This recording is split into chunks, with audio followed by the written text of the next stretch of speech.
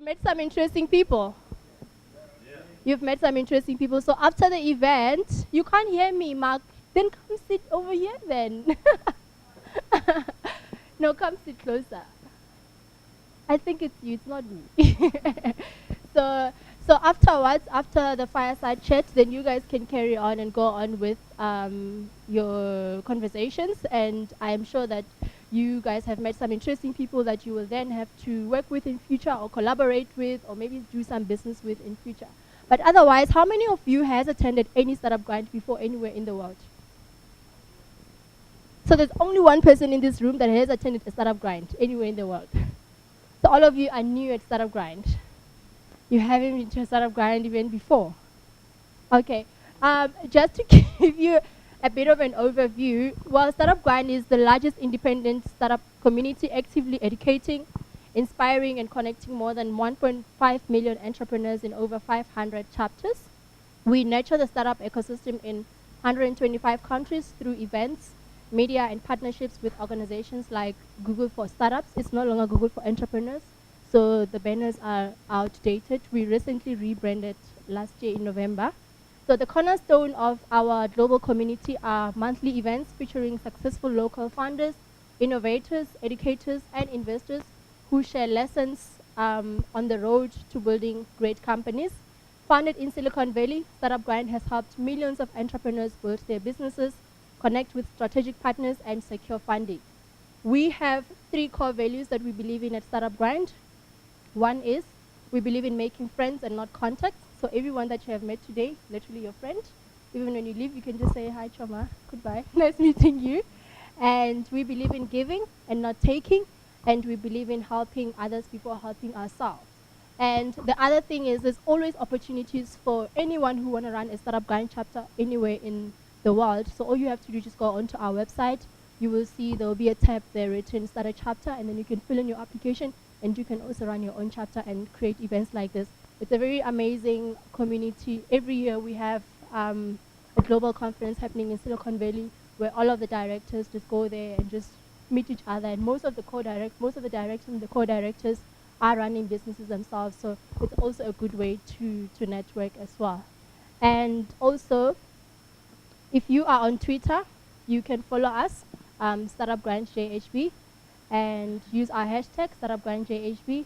And the person who's going to be tweeting a lot tonight is going to win themselves a prize. So you will have access to Startup Grind for the whole year. So we're just going to choose one person who has been tweeting us and giving us more love on social media. So you better get your phones out and tweet literally anything that has been happening throughout the evening. It can be pictures, it can be whatever that our guest is saying tonight, and let's just have some fun. And also, I don't think On Dinner is here, but generally she would then come and tell us more about the space. So this is basically a co-working space during the day. So if you guys need offices or you need a hot desk or you need to be working from here, you can sign up and maybe try it out. If you like it, then maybe you can start working from here. And then they also obviously do cater for events and things like that. So if you need more information about that as well, drop me an email and then I'll give you all the information. And I also just want to give a shout out to my amazing team for helping me set up the space. If it wasn't, Marc, it's not you. If it wasn't for them, I wouldn't know what to do, honestly. They really do help me out a lot, and I really do want to give them a huge round of applause. And I also want to give some love to Sir Juice for providing us with their amazing variety of juices, and Neil Craig from Red, Green, Blue Creatives with their amazing videos that they provide for us, which goes onto our YouTube channel. So everything that is happening here is going to be recorded, and then it goes into our global YouTube channel, which has about 70,000 subscribers. You can subscribe, and then you get to see some of the other interviews that we've made from all over the world. And then we've got AC Photography giving us all these amazing pictures. Thank you so much.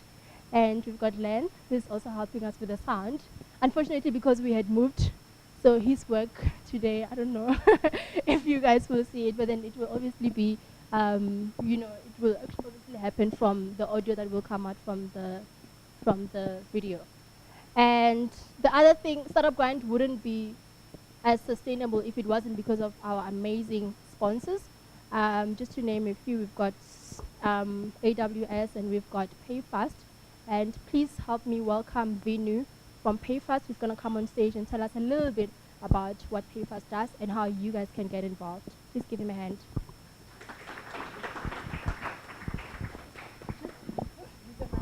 Yeah, awesome. Okay.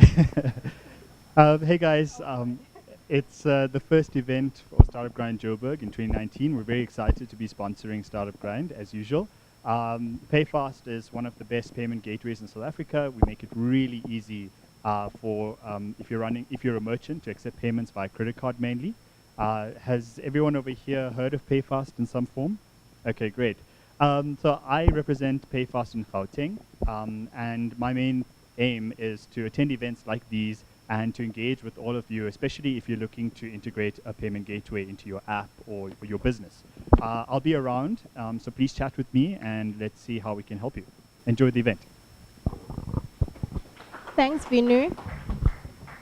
And as you all know, that we have all these amazing startups from within the city who always have amazing startups that they're running, and we give them a platform to come on stage and tell us about their businesses. And to start, I'm going to bring on stage Kenneth Venter from iDetect, and then he's going to tell us more about his startup and how you guys can get involved. Please give him a hand. Does this thing work? It works, it does. Are you sure? Yeah, I'm Can sure. I leave it? No, you can't. I can't leave it. No, you can't leave it. All right. Thank you, Beth. Do you guys need this microphone, or do we? So we need it. All right. I actually wanted to talk about John Lennon, who wrote the song Imagine, but now with the mic in hand, I'm going to have to sing. So maybe you should close your ears rather. The song that John Lennon wrote, Imagine, there's a line of lyrics in it that says, imagine all the people living life in peace. Right. Imagine you owning a firearm and you're the victim of a home invasion. You get a shot fired off, and the security company that you are contracted with gets a message on an app that shows your picture, that shows a photograph of your home, that tells the security guard reacting how many friendly people are in the house, that gives the security guard Google Map directions to get to your home the quickest possible way. Imagine that. Imagine someone stealing your laptop or your desktop or your tablet, and you can actually track it and retrieve it. Imagine you can, if you own a business, monitor refrigeration in your business if you use that. Monitor it temperature-wise, location-wise, inventory-wise, etc. If you can imagine that, that is an absolute reality. And this is where iDetect comes in. It took 7 years to develop a device that we can actually fit into a firearm, that reports when a firearm is unholstered, reports when rounds are fired, and a lot of other value adds to that. And that same building block, not imagination, it's a fact, here it is.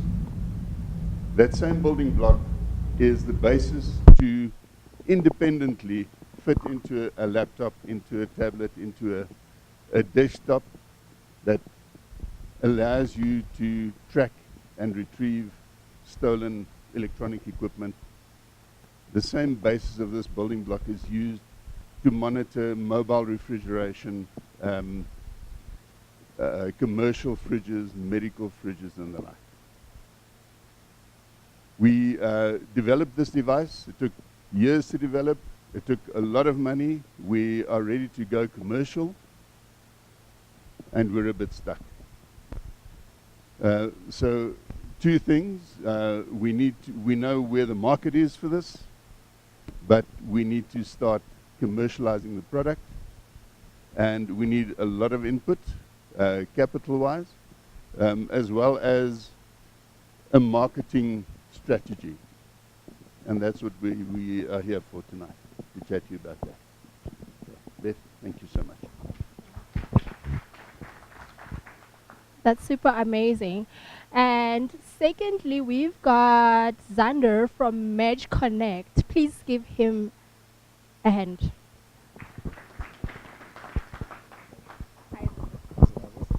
Okay, so it does work. So how's it, everybody? So my name's Xander, and over there recording is my not content creator but my partner Brandon.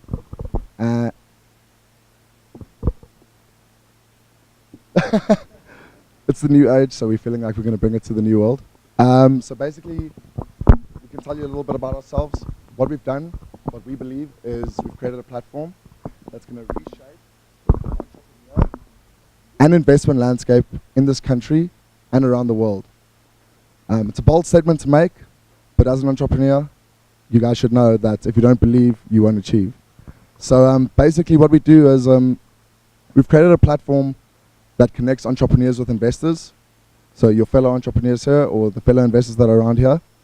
And what we've wanted to do is we wanted to make the internet the middleman and create infinite opportunity for entrepreneurs and investors. You can sign up for free as an entrepreneur, and almost like an online Dragon's Den, or think of it like a Tinder for entrepreneurs and investors. What will happen is you can create your profile saying your what, your why, your how, so why you exist, the problem that you solve, how you solve it. And what will happen is you'll instantly connect with the investors on the other side. We want to decentralize the entire system. Everybody feels that investors is like this elite 1% club where only the wealthy, only the connected can partake. We want to change that. We want to make it possible for anybody with the right amount of capital, network, or skill set to get involved in any business that they see fit. And the same exists for entrepreneurs. I mean, everybody views an entrepreneur to be someone that's like in a garage, you know, like 4 days late with rent. He's got like all these issues to work with. And what we feel that an entrepreneur is someone that's all the way from idea to fully developed, that's trying to find funding for their business. Not just funding, but mentorship. What we're trying to do is we're trying to connect the two of them to make any entrepreneur's dream become a reality. The platform's free, because what we try to provide is, in this real world, in the world that we live in today, is the most value for entrepreneurs around the world. So you can come check us out it exists now. We've recently had a campaign on Entrepreneur Magazine that's gone quite well.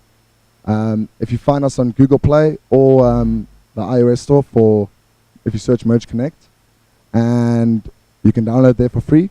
And what we want to give you access to is access to infinite opportunity. But luckily, through Beth, and Instagram and the social network that it is today, we've been given the opportunity to possibly have some very, very cool collaborations in the near future. And what we want to do is we basically want to take our vision from the digital world to the real world. So obviously events like these create massive value for each other. I mean, we're connecting with one another, and who knows what lies ahead with, you know, who you meet or whatever.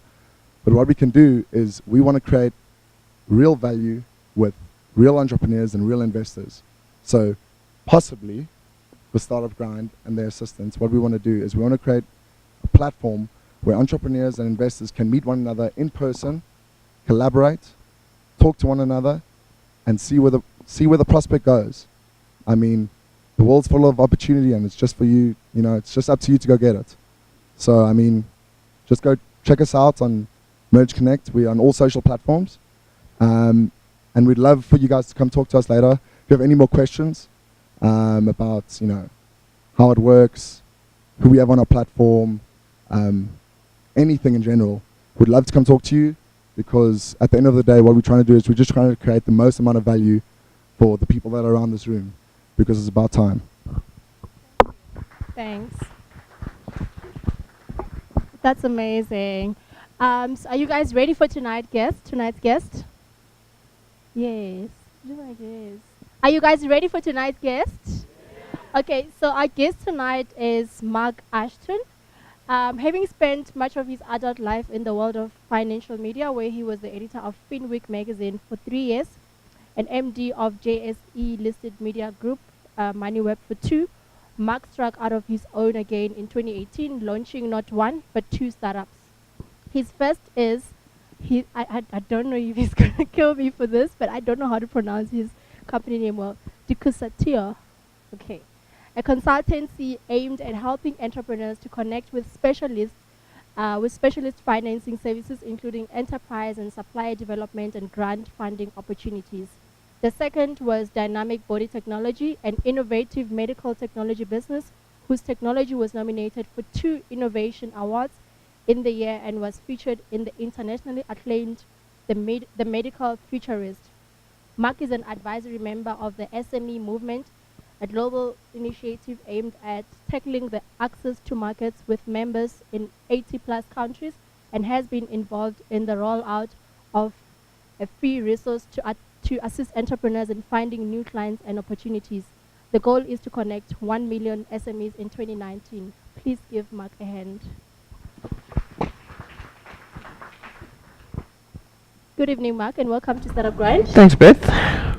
So normally at Startup Grind, we always start from way back. So take us back to where you grew up. What is your background before all of this entrepreneurial things came into the picture?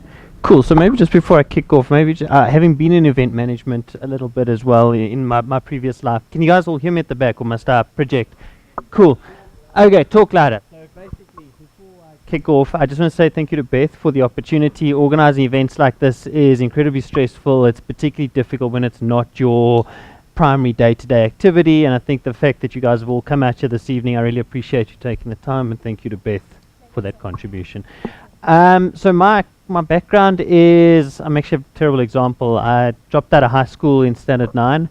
I was supposed to go and do O&A levels at Midrand campus, and they were busy rolling it out in South Africa at the time, and it all went pear-shaped, and I ended up going working for my dad's company, which did software development for the food and pharmaceutical industry, and actually, very oddly, we were doing software for the panel beating industry.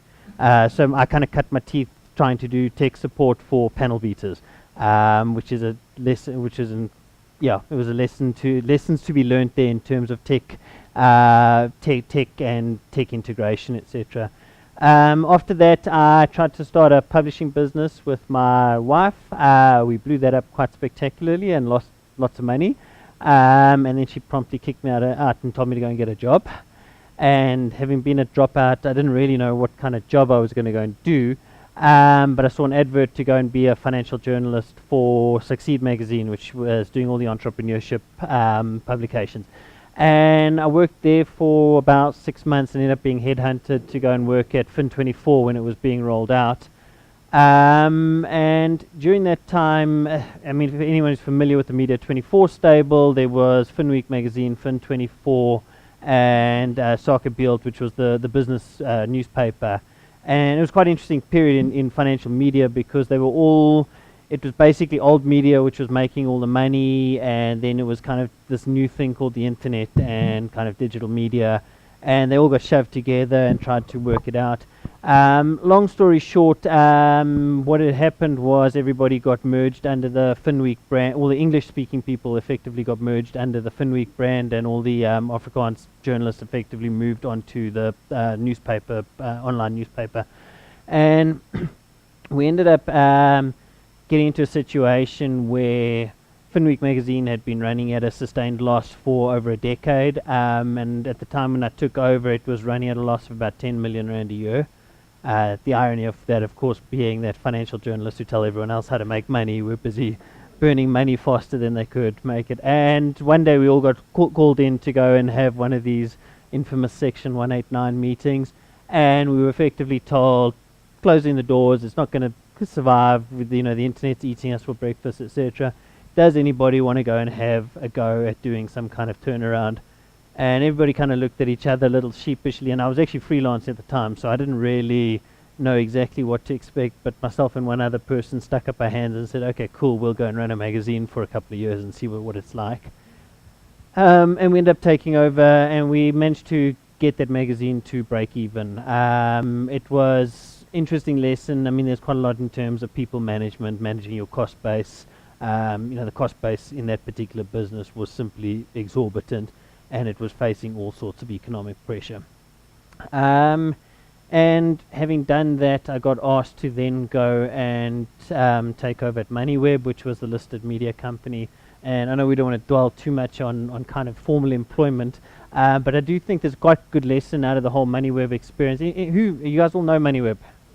Cool. So the interesting thing about MoneyWeb's actually a radio business. Most people don't know that, but MoneyWeb's actually a radio business. Something else is interesting. 2018, it's been around for 20 years. Most people forget that MoneyWeb actually listed in 98, just before during the dot-com boom. It raised a whole lot of money. And the reason I just wanted to touch on it very briefly was I get brought business plans on a regular basis in terms of it's got this perfect J curve. You know, if you have a whole lot of users, it'll go through the roof and everyone will be rich in 3, 5, 10, whatever the years. And I always find MoneyWeb a very fascinating example because MoneyWeb raised a whole lot of money, not once, not twice, but 3 times. And in 20 years, it never made a profit. Now, that's quite an interesting thing to look at because it has a user base of 500,000 per month, turns over 30 bar a year, and had 3 national radio shows, which was syndicated with the SABC, which we can, totally different story. Long story short, you know, whenever we get brought these business plans, we always look at it and guys give you these optimistic expectations that we've just got to get through year 1, year 2. And I always use this example of, well, what happens in year 20 when you're still burning money? How many times do you have to go back to an investor to go and do it? And I think it's very good. I mean, I always refer to MoneyWeb, and we were talking about startups tonight. I always refer to MoneyWeb as a 20-year-old startup and still hasn't really worked out how to make money in what is supposed to be a hugely disruptive field. And I thought that that's a really interesting takeaway for managing expectations for people who come with tech-type businesses. And I think that it's quite if you go back and look at that business, it'll be something to go and have a look at. And then after that, I ran that for 3 years. It was bought out in 2017 by one of the group companies. It was actually one of the problems with MoneyWeb was that it was listed, sitting on the JSE, turning over 30 million rand a year, and sitting on the JSE with listing costs and auditing costs and all of those fine things that come with it. It simply wasn't sustainable. At one point that business was valued at about 130 odd million rand, although I don't know how it ever got to that, but if you just use the market cap, it was valued at 130 odd million rand. When it was delisted for an effective 14 million rand. So that just, I just love the example of just what happens with, how capital gets used and all these optimistic expectations that a lot of startups end up having with these kind of business models. What kind of informed my next move was I always actually thought MoneyWeb would be a fantastic fintech play. It has this massive audience, the digital advertising model, we all know the Google and Facebook story, eating all these advertising businesses for breakfast. But I actually believe that we could convert MoneyWeb into a fintech play. We had done, using it for data gathering, targeted onboarding, and there were some interesting things there. Unfortunately, at the time that we got bought out, it wasn't a view that aligned with the new shareholder that came in. And moving into a consultancy, that was what I tried to do with my business, was to say, well, let's try and replicate the content model where we'd be able to onboard people and start looking at all sorts of things like grant funding. Just out of interest, just on this stuff, anyone ever applied for any grant funding? Anyone in the audience? Okay, well, which grant did you apply for? Okay, they're through TIA. Because one of the things you might want to check out is there's a whole lot of, if you go to the TIA website, TIA, they're always putting out new grants that are available. So this current one, there's a thing called Grassroots Innovators. So they're putting about 250 to 350,000 into things like certification, validation, etc. They've just closed one now for about R1 million of straight tech grant. And grant funding is quite cool if you can get it. I mean, it's an admin process, but there's quite a lot. But in terms of things like the Black Industrialist Scheme, you can get up to 50 million rand a year. Agro processing, you can get 20 million, and that includes things like agro-tech and that kind of thing. So don't kind of rule out things like grant funding there. And And in that process, I also ended up meeting my business partner for my medical technology business. Excuse me. And we ended up rolling out a med tech business in the middle of last year. So it's been quite a busy 6 months, 6 to 8 months. And I'm more interested in how did you then now get out of that employment route into diving into entrepreneurship? You speak a lot about, I mean, in the beginning of one of the guys that you wrote was the story, the Simon Sinek story, What's Your Why? Yeah. What was your why? Why did you get into entrepreneurship to leave all that other cool things that you were doing? Thinking like a salary. Yeah, so I mean, I think the thing for me had always been, you almost want to prove people wrong. Leaving Money a bit of time, it almost felt a little bit unfinished business. And you do want to go and prove people wrong. You want to build something and say, see, I told you so. Terrible idea. But you know, like I think there's something very rewarding about building something. You know, like that feeling when you see your first business card or your first banner that gets put up. Somebody who talks about you, the moment somebody phones you and you get to pick up and like answer with your company name, like it's cool. There's a sense that I've created some kind of value somewhere along the line there. And to me that was quite rewarding. I think that there's an intention to build something. I think that maybe I could do. We can always do things differently, but the intent had been to build something to be able to create a bit of wealth and subsequently pass it on to people.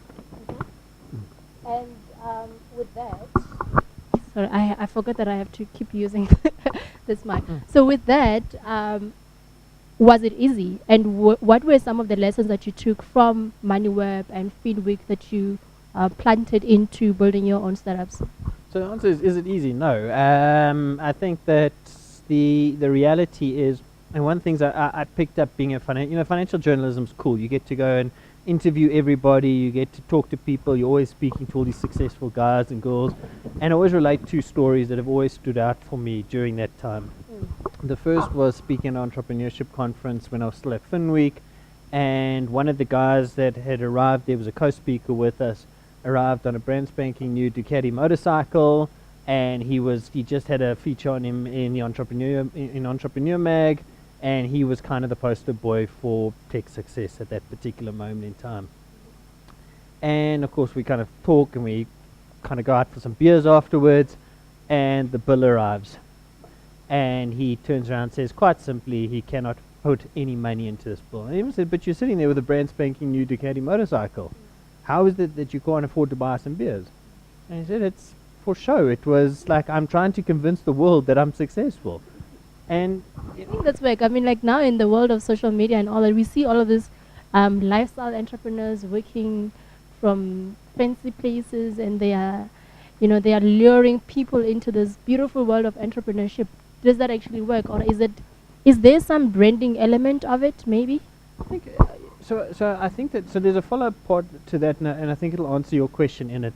My second was an interview with somebody who was a head of research for one of the big financial houses there in Sandton, and this person had gone on we'd agreed to go out. It was the 23rd. I always remember it was the 23rd of the month, and being a journalist, I had no money on the 23rd of the month, so you always accepted invites to go out and have dinner or drinks with somebody because they'll pick up the bill. And this person is highly regarded in the world of investment management, appears on the TV, still to this day appears on the TV. And of course, bottle of wine arrives, and three beers later, and the bill arrives, and it was called it $400. And she broke down in tears right at the table and said, I can't afford to pay this bill. And to me, that was like a really, it's like a moment where you just realize that, everyone is just kind of creating impression. And this idea that this definition that we have of success, we have no idea what the person next to us is going through. And in her particular case, and she had just gone through a divorce, and there were a number of personal issues. Long story short was she had run into a personal crisis. And I think this whole thing that as entrepreneurs, like you asked me, was it successful? Do I feel like a success? No, I mean, I think there are a lot of things I get wrong, and there are times where you're trying to make ends meet. You've got kids to feed, you've got bonds to pay, etc.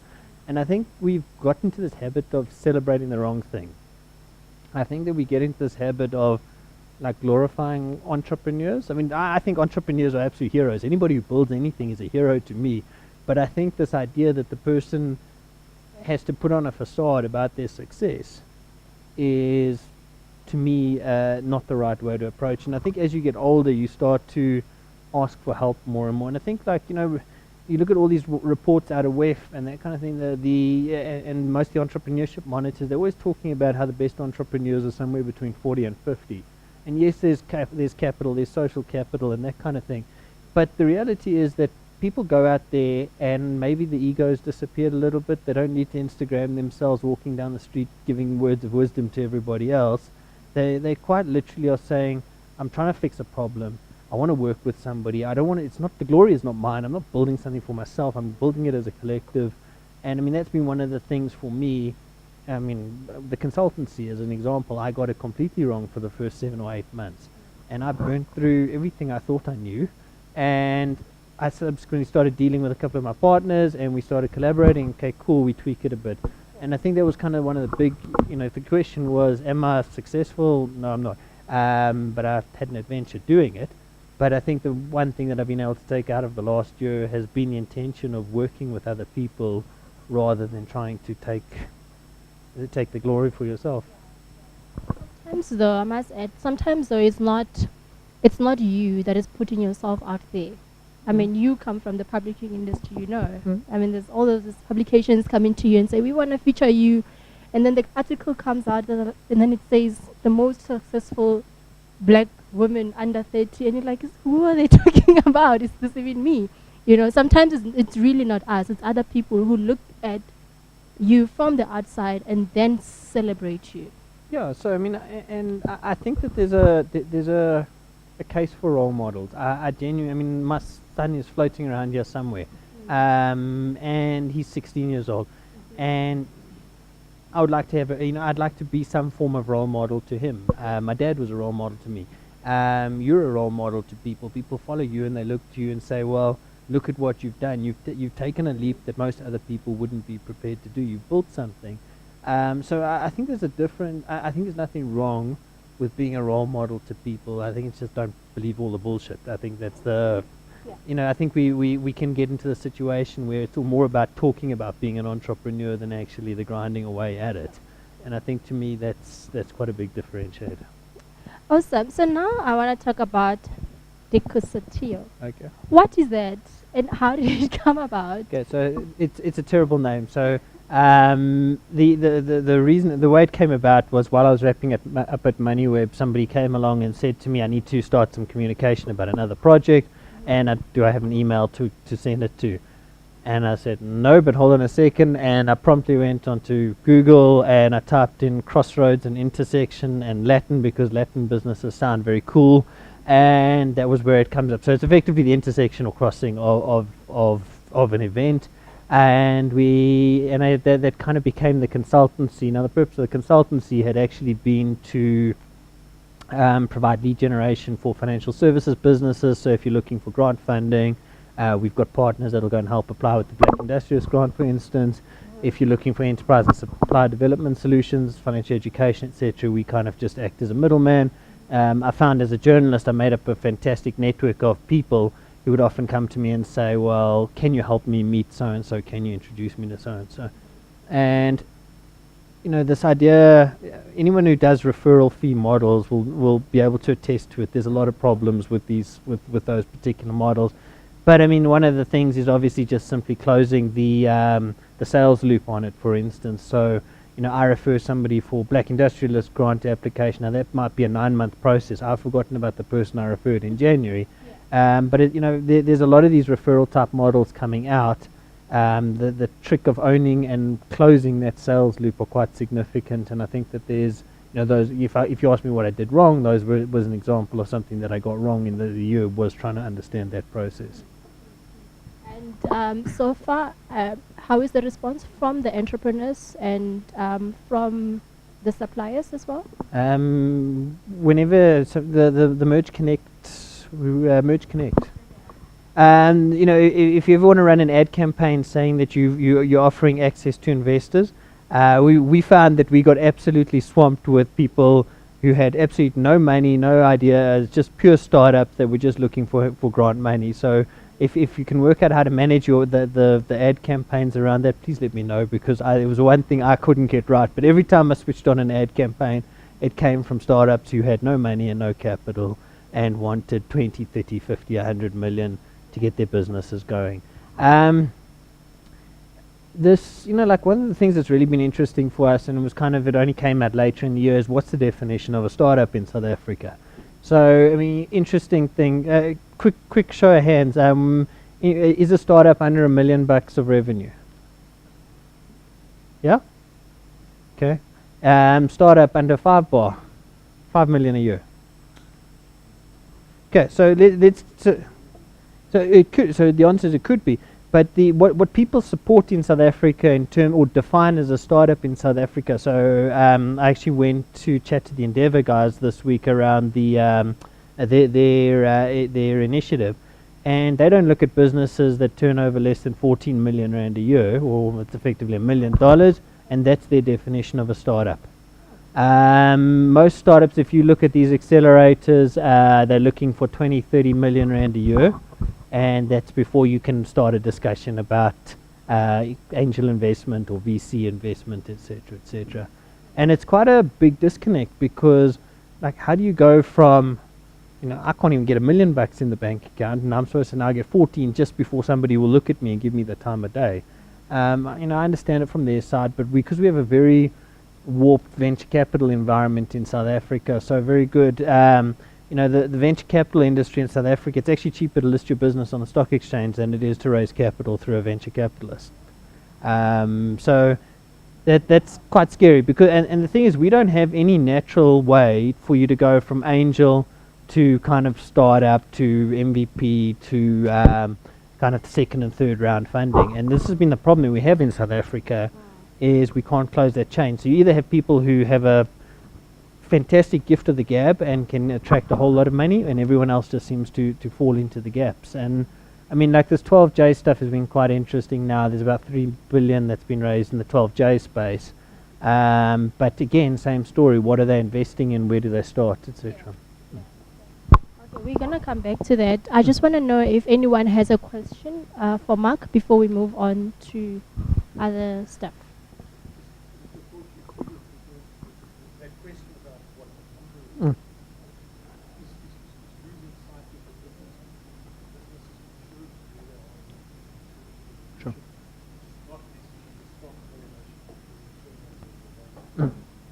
So it's exactly that, and we also have quite, even, you know, we're kind of 24 years into kind of post-apartheid, but we have a lot of our industries are still very much vertically and horizontally integrated. So I always use the example of the magazine industry in South Africa. There are 80% of media is controlled by two entities in South Africa. So it's SABC and Media 24 effectively.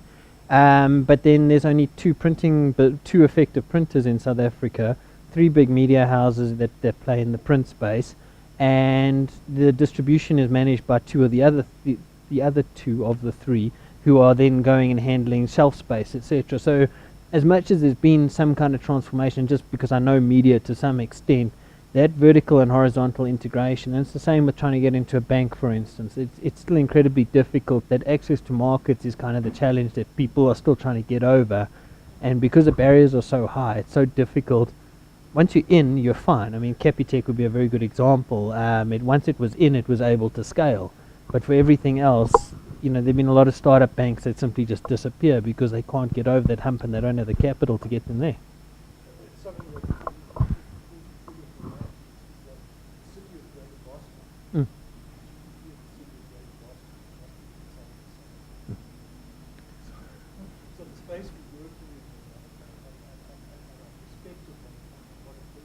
Yeah.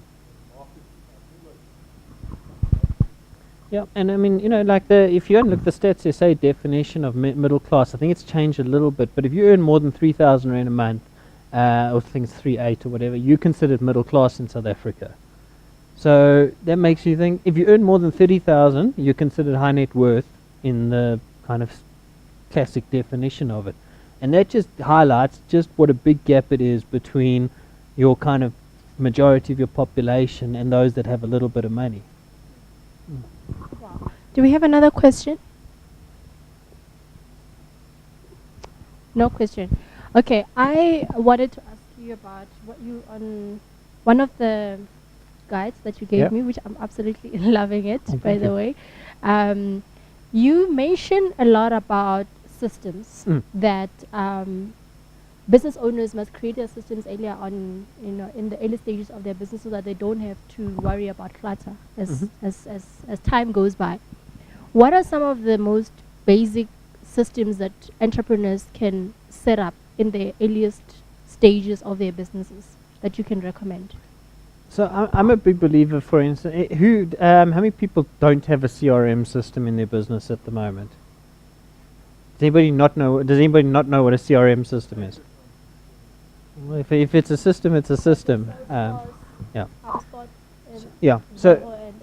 So often you go and speak to small businesses and you say, well, who are your clients? And they say Standard Bank, as an example. Okay, but the question is, who is the client? It's not Standard Bank. It's who inside of Standard Bank makes the buying decision. How did you communicate? When was the last time you talked to them?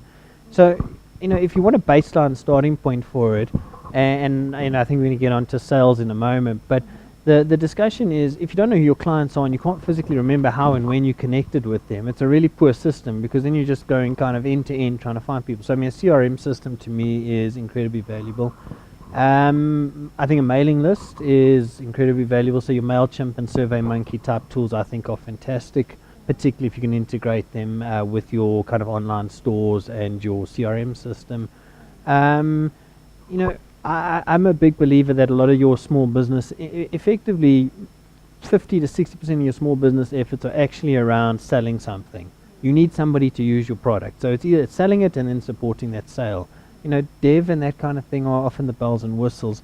It's getting over that hump to be able to go and actually get people using your product. And the only way to do that is to actually have a process to it. I hated being a salesperson. I don't like going and knocking on doors. It's the worst thing. I hate cold calling. I hate sending out emails, etc.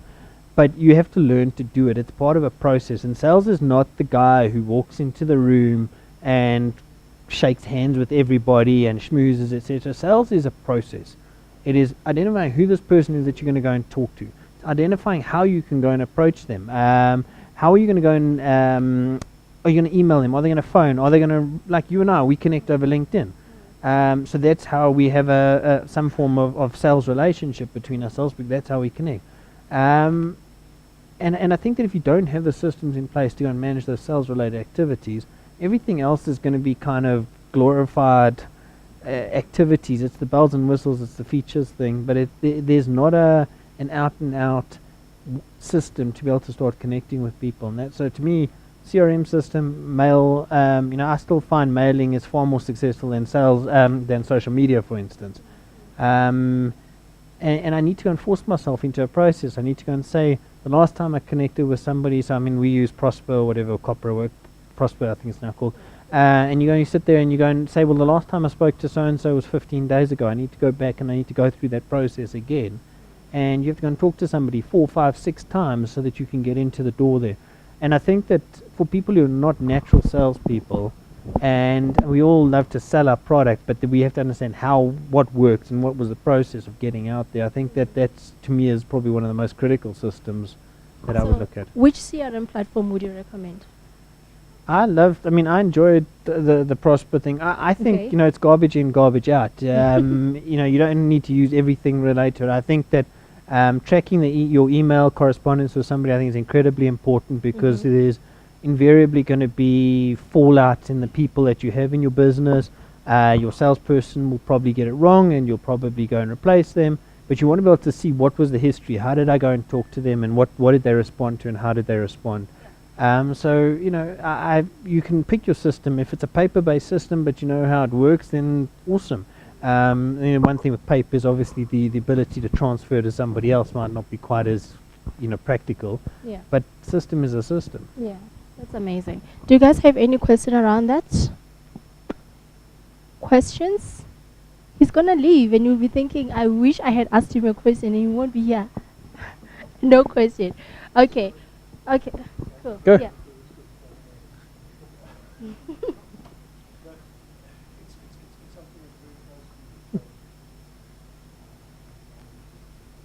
Okay. If you can maybe try and speak a little bit louder.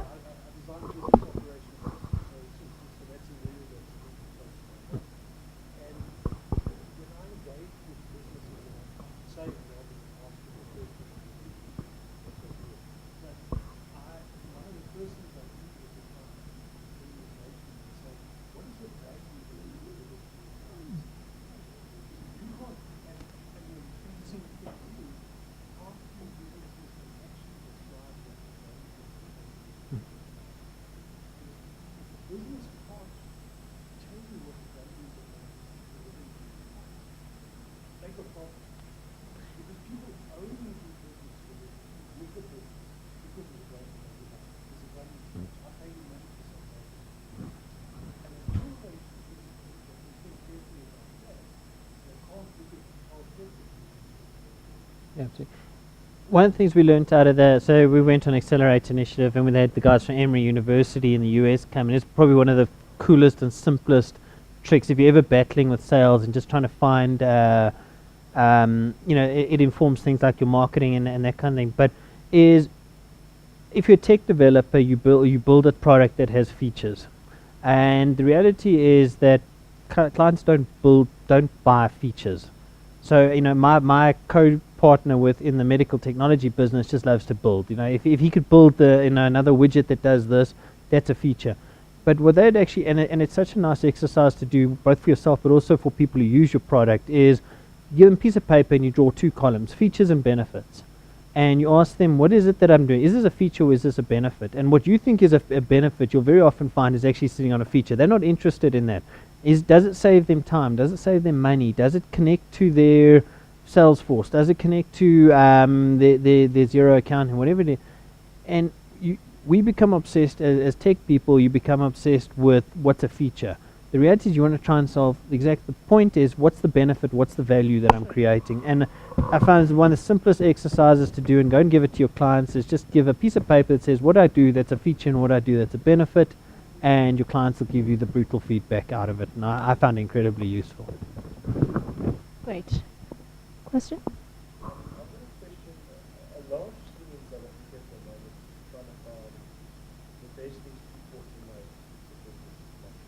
Mm. Yep.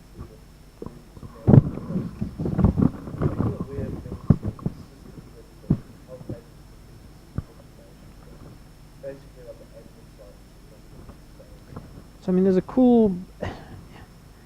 So I think there's 2 elements to it. Are you asking as a small business owner, or? So I mean, one of the cool things that I've seen, so Cyphering developed solution was actually one of the Knife Capital. They put it through at Grimes, and it's called Autopilot. They do some quite interesting business workflow management systems. Particularly if you're using a lot of freelancers or kind of contractors to be able to send your invoices to your outsourced accountant as it arrives in your inbox, or a notification to go and deal with something about SaaS, so that you're almost kind of dishing it out on the fly. It's quite useful, I think, from a retrospective perspective to make sure that things are sitting in a workflow. But often my counter to that, so workflow management, absolutely. I think there should be good systems in place. Otherwise, you're just going to be chasing your tail the whole time. So when a new client comes in, it should go into a workflow. It should go into the CRM. It should go through. But I also get a sense that again, I'll come back to my partner. He hates dealing with people. He hates dealing with customers, which is the most infuriating thing. Ask him to go and talk to his Russian developer at 2 o'clock in the morning, and he's ready to do that. Ask him to go and talk to a client at an event like this, and he's not interested because he doesn't want that person-to-person thing. But we forget people buy from people. As much as we automate all of these things, we would love this build it and they'll come type analogy, but the best relationship you're going to have is the person that you can actually look in the eye and say, let's do some business together. So I think that there's a difference between workflow and kind of outsourcing relationship.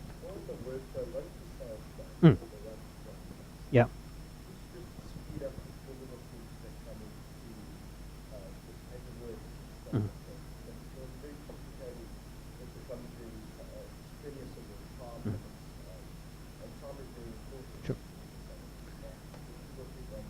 Mm. Yeah. Yep.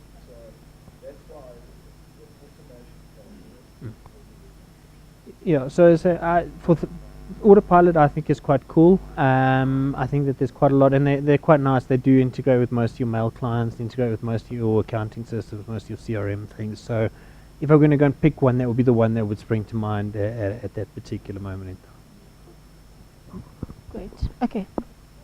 What about for young startups going into the business space in the banking point? So you mentioned that for yourself, you've got a very strong network coming out from Mm. the space. So starting up a business as a young entrepreneur, obviously you sort of agree with the vacuum. So how do you bridge those gaps? Sure, you could say throw a marketing that space, but where do you go into the business space from a young entrepreneur? Yeah, maybe. I mean, so just for context, what kind of business to business? Actually, also a business space information. Okay. Yeah, so BI tools and so on. So business to business space is like super competitive, and the thing is, most of the time you can't compete on brand, you can't compete on money, because the client can just, they can hold better activations, and you just don't have the budget to be able to go and compete on it. I always like I like the Discovery example of how, if anyone remembers the story of how Discovery actually started, it started as a spin-off of RMB. It was, well, effectively it was solving a problem for RMB.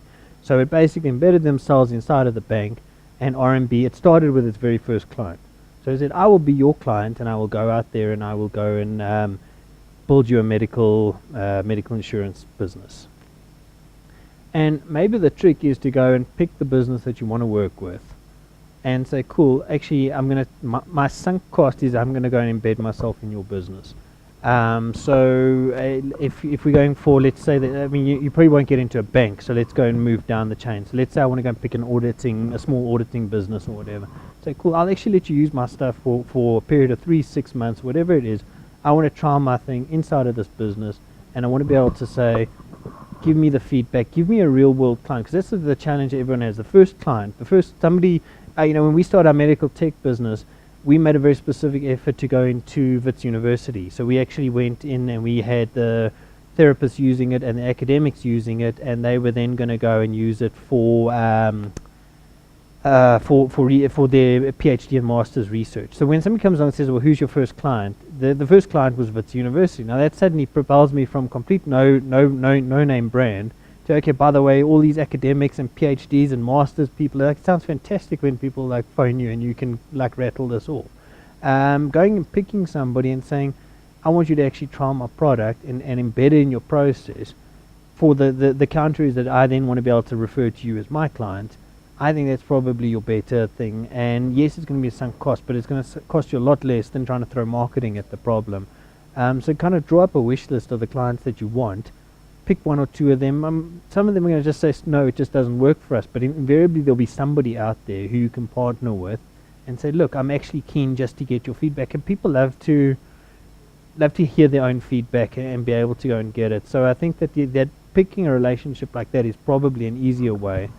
And then you can say, well, if I won't say KPMG because that's not a great example right now, but if Accenture is using my product, it sounds very glamorous, even if it's one little division in Accenture that nobody's ever heard of, like the logo on the website, cool, I'm using it, and now suddenly I've got a bit of credibility in the eyes of the next client that I go and talk to. Any more questions? Okay.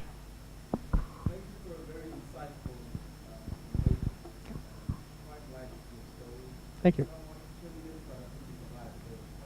I'll check.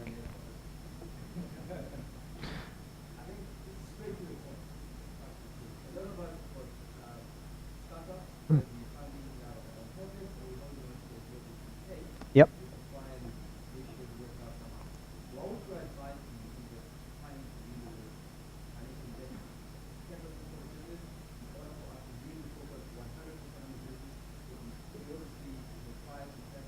Sure.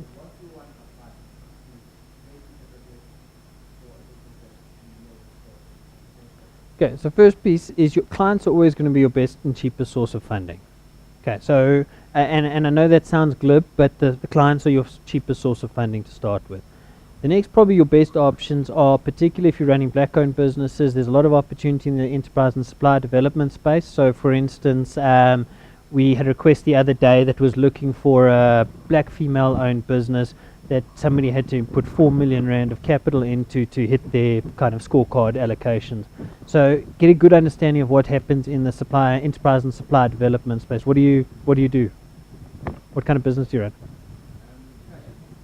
Okay, so I mean, there you'll often find like your retailers that will have dedicated enterprise and supply development initiatives that you can go and plug into.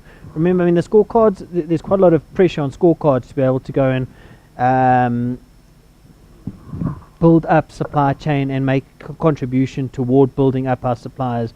And I think, we all know your Woolies stories, for instance, but there is a lot of pressure being pushed downwards, and particularly with the new codes that came in over the last 2 years, and businesses aren't complying. And the reality is, so enterprise and supply development, and I don't say that in a disparaging way, there's money there. There's a lot of money sitting in the enterprise and supply development space. It just doesn't get used, and people don't know where to go and apply for it. Second thing, going and looking, there's when you say fashion, are you in the kind of tech side of fashion?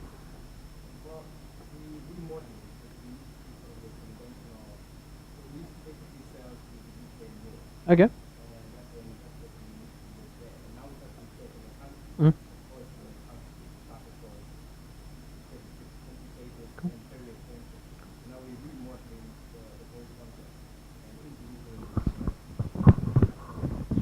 Yep.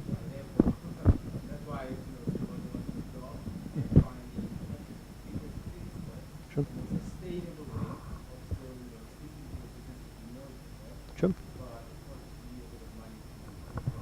Yeah, and the reality is that everyone goes through that, and maybe 7 out of 10 don't get through that hump, and the 3 out of 10 push through.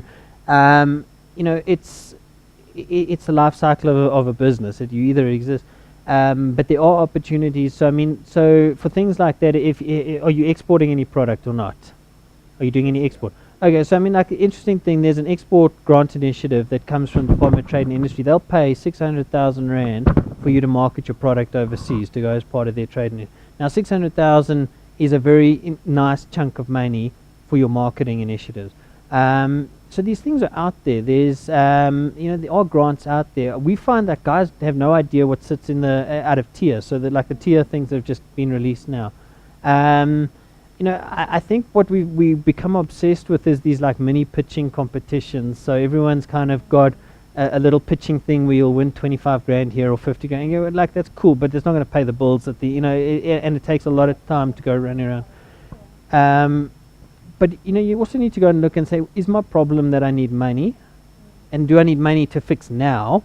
And that'll get me through it? Or am I just going to be having the same discussion time after time after time? In which case you've got to say, actually, I've got to change what it is I'm doing. This definition of insanity, doing the same thing over and expecting a different result. But if you do believe that what you're building is sustainable, and the fact that you've got some international exposure suggests that you've got something with a bit of gravitas to it, for me, I would probably go and investigate the enterprise and supply developments, but especially now at this time of year where there's a lot of money floating around because guys have got to go and make the allocations. Depending on your turnover, there's a lot of money sitting now with all these Section 12J funds, so they've raised about 3 billion rand. Anyone who's not familiar with 12J it's basically upon the Income Tax Act, which means that guys get either 27 or 45% tax break. And the idea of 12J was to go and invest in high growth technology business or high growth startup technology businesses. Anyone doing research and development? Okay, so there's a thing called 11D, which there's a super tax, section 11D.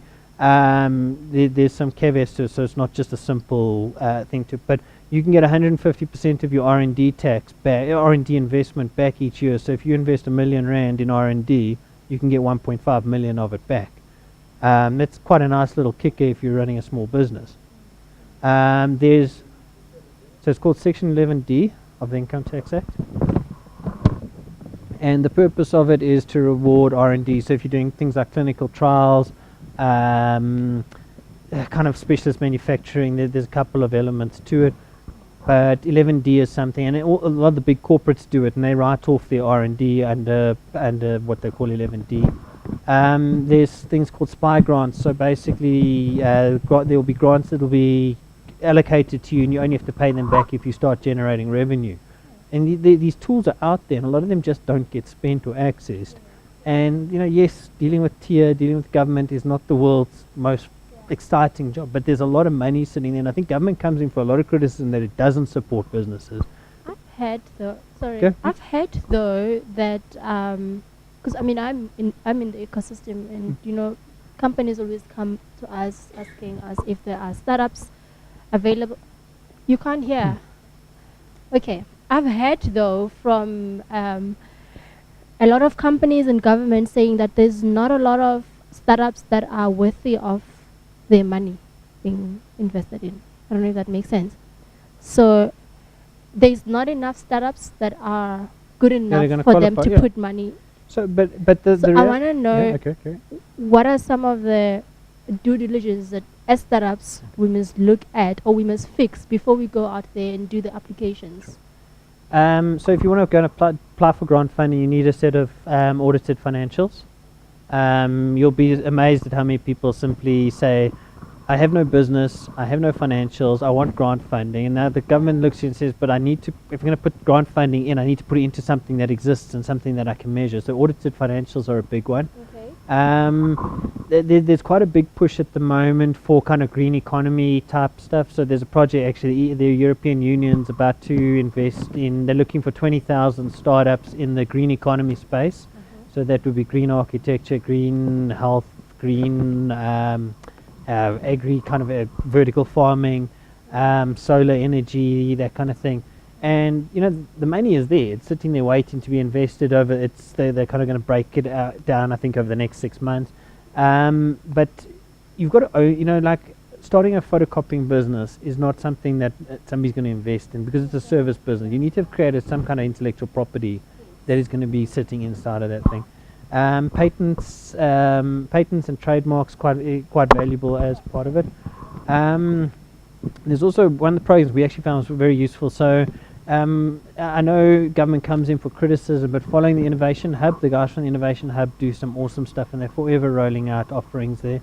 So there's quite a lot from and they'll identify grants, particularly in the tech space. There's a thing called the Gauteng Accelerator Project, so it's GAP. That's green economy, medical, health, ed tech, and a couple of other things there. So, I mean, if you look around, but I think that we become so programmed to looking at what the corporates are doing that we forget that government is actually trying to kind of get this ecosystem going, and I think you need to get it out the door. And a lot of them actually have also complained that people do apply, but they don't complete their applications. Yep. The applications are incomplete, or there's just no effort. It's just you just put in an application and that's it. Yep. So yeah. Any question? Any more questions?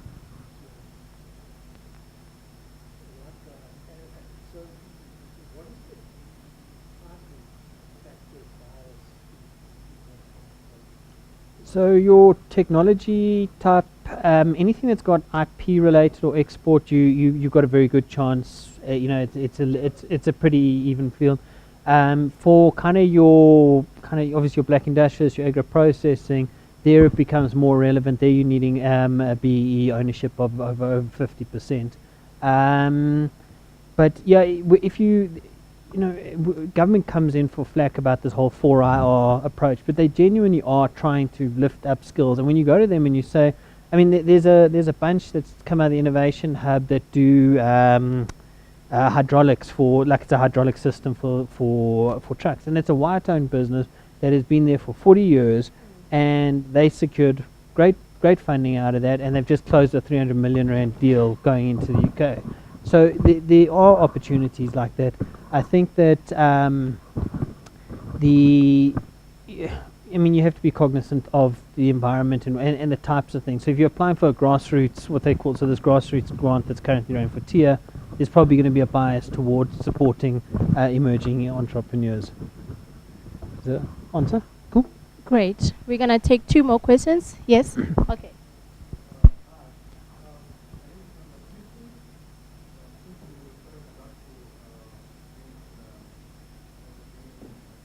Mm. Yep.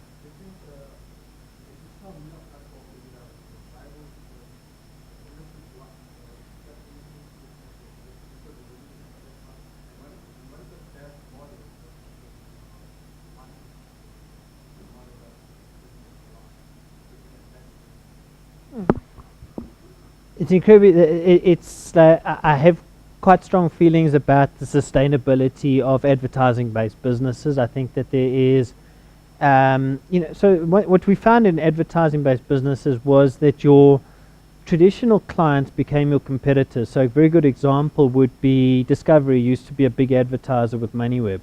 And then Discovery said, well, actually, we can make our own content. We can reach 1 million people because we have 1 million people subscribed to it. We know what they're interested in. We know whether they run. We know whether they do flick flicks down the hall.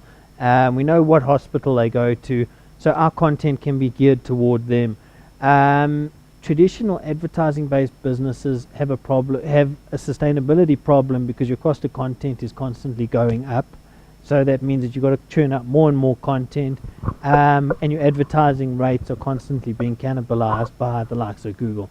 That's not to say that media doesn't have a role to play, and I think that you can have some very good, I think that at a point media became like an offline business. It was perceived you either online or offline, and online businesses were just treated as kind of your cents on the rand types of businesses. You got the leftovers. And I think that now you're kind of getting some convergence. So the podcasting space is maybe a very good example of where you can see digital media starting to play in the market that is traditionally been owned by radio. And I think that what you can see there is building audiences. The thing is, how much do you spend to go and build the audience and then sustain the content? And I mean, those are 2 factors that everyone is grappling with. So I don't have a concrete answer, but my concern is that the cost of production of content is simply rising faster than the margin that you make on selling advertising. Are you answered? Okay.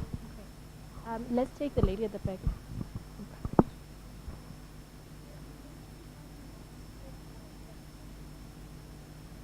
Sure.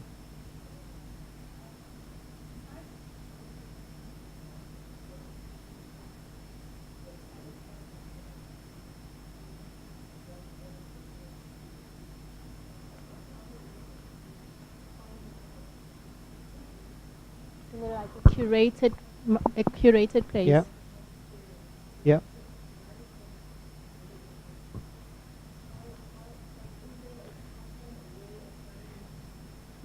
So so basically each industry is effectively broken down. There's a set of codes that define each particular industry. So if you're in the financial services sector, you have the financial services sector codes. If you're in the mining sector, you've got the mining sector code.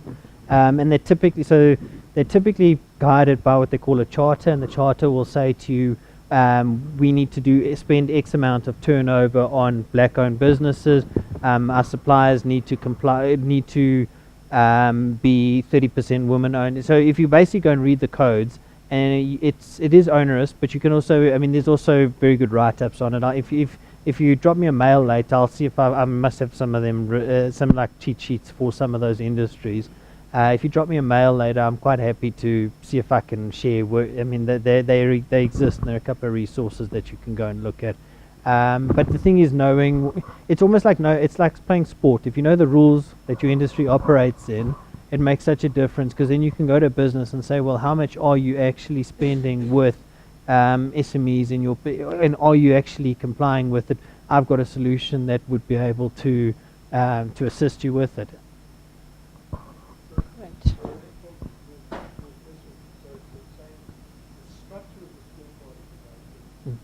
Yeah.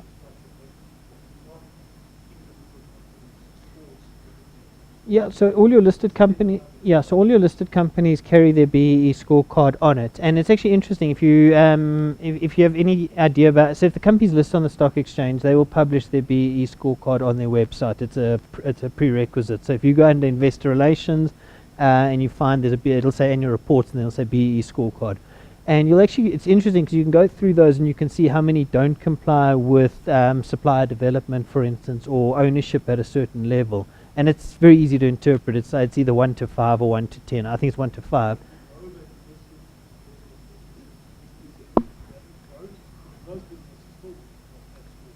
Yes, so they should, but you at least you can get an idea of what kind of compliance is happening in a sector if you look at so what happens, it's I don't want to get too much into this, but there's effectively a trickle down effect. So if Investec happens to own your business's subsidiary, there's a couple of caveats to it, but effectively Investec's scorecard trickles down to the business underneath it. So those may not be listed, but would be carrying the same score rating.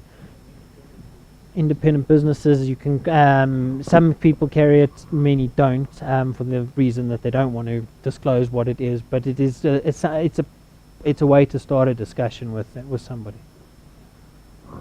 Okay, you had a question?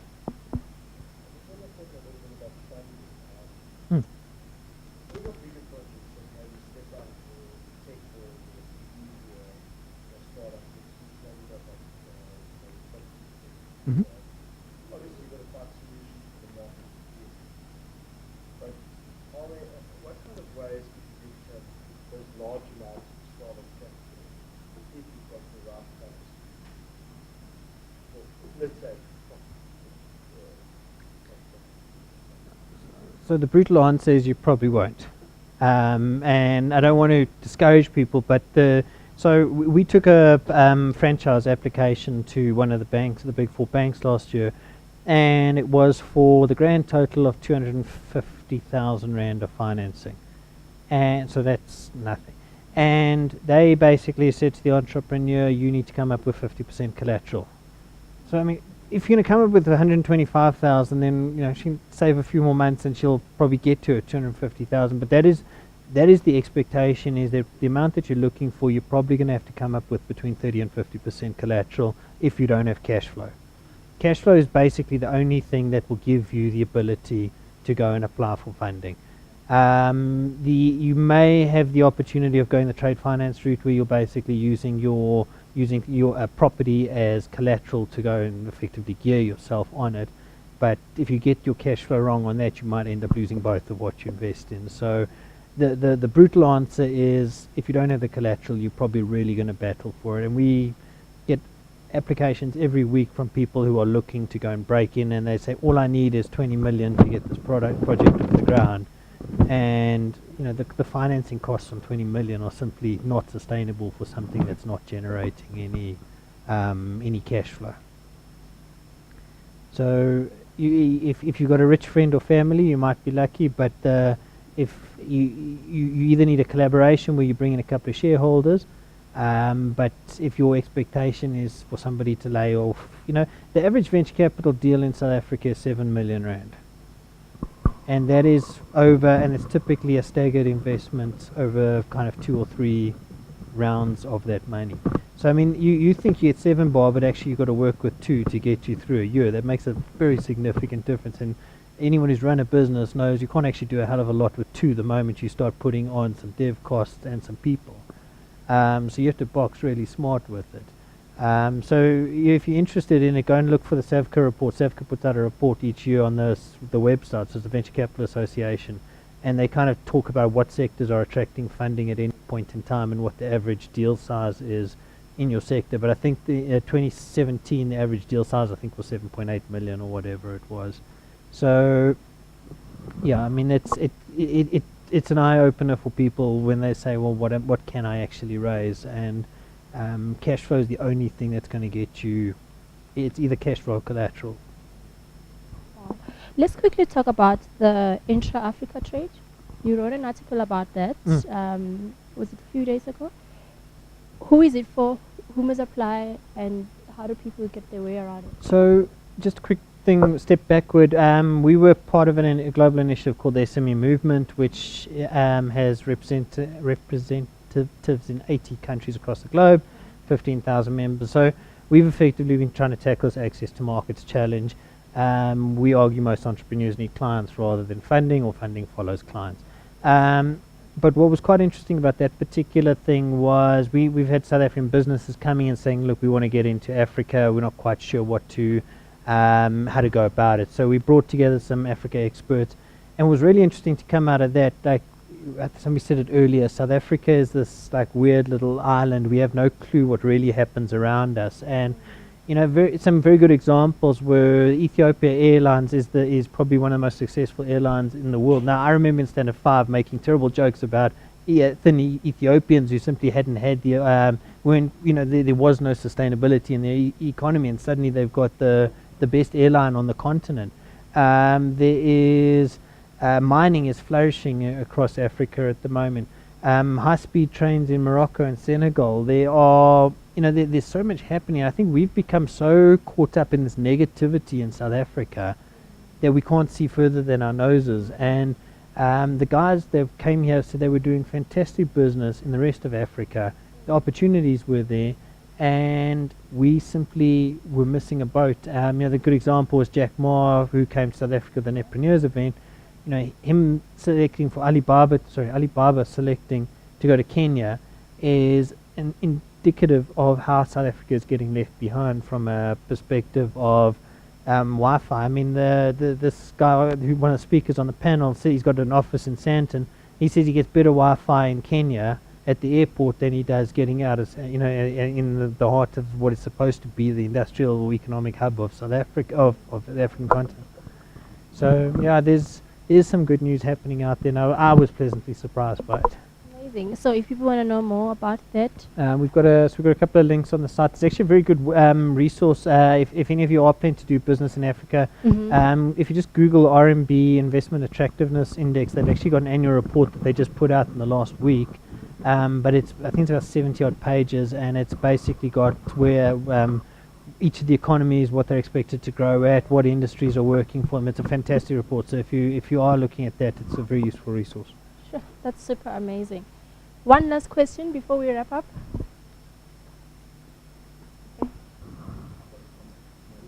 Okay.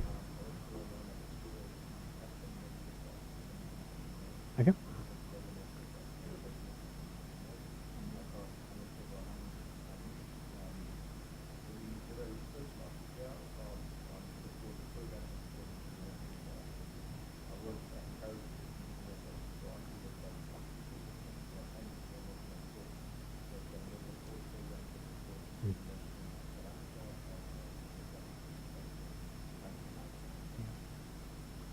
Amazing. Sorry, maybe Cool. just building You on can- that. Sorry, yeah. I just want to build on that. I mean, if any of you guys follow the Knife Capital guys, they got a very cool. So their kind of tagline is KNF, and the KNF stands for Knowledge Network and Funding. And often the people come to these events either looking for clients or looking for funding. But an example like that is, it's an invaluable contribution to everybody else in the room. So I appreciate it, because I think that it's half the time we don't know what's out there, what's sitting right in front of our face, and we have these excellent resources.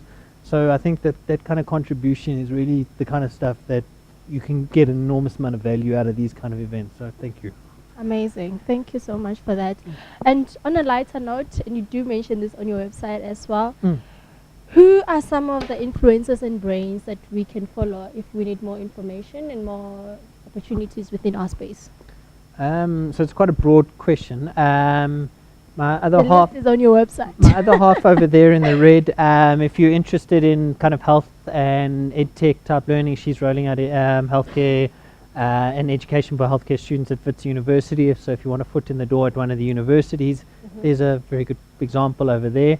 It really depends on, I think things like Twitter have been fantastic for making access to people, but I think the Innovation Hub team are actually excellent. Following them on their social media really does open a lot of doors for you. Yeah, I mean, I think it depends on industry. I find Mike Schussler is very valuable from an economics perspective. There's a variety of people. I think pick an industry and start going through those. I've made a list in that guide that people can go and have a look at. I'll share that on our newsletter. Awesome. Just to wrap up, the business opportunity marketplace, Can we talk briefly about that? Yeah, so I mean, it was just a very simple. So we've been rolling out portals across the globe. So we've done one in Tel Aviv. We actually did one in the Western Cape yesterday. It's part of this SME movement initiative. If you go to, and we've done local. So if you go to decusatio.jte.zone, it's a free resource. You can sign up to it. It'll give you interconnected entrepreneurs opportunities from across the globe. I think there's about 300 there at the moment. But we are constantly looking for this. You know, what we've been trying to do there is tackle this access to markets challenge. We want entrepreneurs to go out there and actually share what they're working on. If you can't survive on your own, can you collaborate with somebody? And we found it incredibly useful to be able to share with people, and I've made some good contacts and potential clients out of it. So I'm finding value, but the resource, it's one of those things which needs to be fed from engagement across the ecosystem. So that's a resource that we've developed there. Wow, that's super amazing, Mark. Thank you so much for joining us. Thank you. Thank I you. really, really do appreciate your time. And one last thing before you go. What advice do you have for someone who hasn't started anything and they want to start a business but they're scared because it's not as glamorous as it looks? I always get, whenever I get asked this, my answer is always simple: don't start. And I say that partially tongue in cheek, but also because if you're having to think about, I mean, yes, starting a business is scary, but if you have to think about starting a business, you may not necessarily have given enough thought to what it is you're actually trying to solve. Often people come up, often the best entrepreneurs have often built something inside of a business, inside of a corporate, or it's been a spin-off of something like that. Don't rush into something just because the idea of starting a business is cool. There are many days I wake up and I regret doing what I do.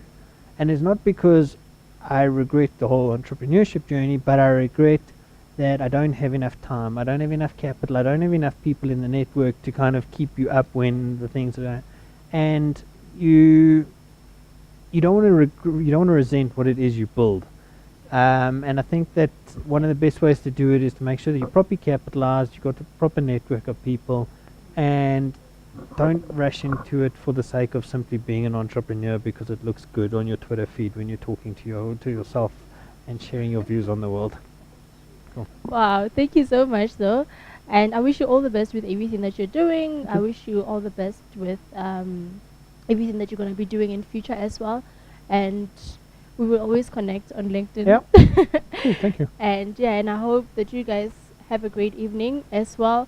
Our next event is already up on our website. We're hosting Alan Reyes from Reyes Corp. And I hope you subscribe and sign up and do attend our upcoming event. And thank you so much for coming once again.